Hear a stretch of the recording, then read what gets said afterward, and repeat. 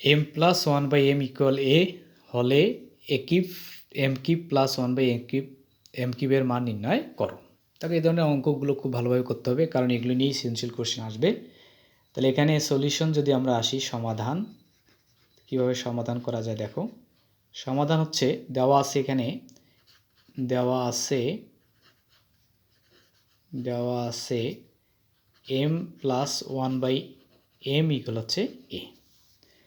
তো এটাকে আমরা যদি ঘন করি তাও হবে, অথবা আমরা যদি এখানে সূত্র ব্যবহার করি যে অতএব M cube plus one by M cube, সূত্র আমরা যদি ব্যবহার করি তাহলে A plus B whole cube minus 3ab into A plus B, এই সূত্রটা আমরা ব্যবহার করতে পারি।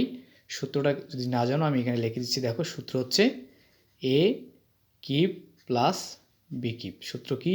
এ plus B whole cube minus 3ab into A plus B, এটা হচ্ছে সূত্র।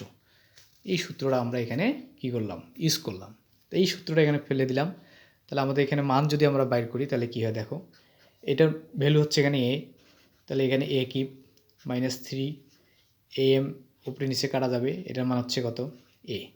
তাহলে হচ্ছে এখানে এ কিউব মাইনাস 3a, এটা হচ্ছে আনসার। আশা করি তোমরা এই অঙ্কটি বুঝতে পেরেছো।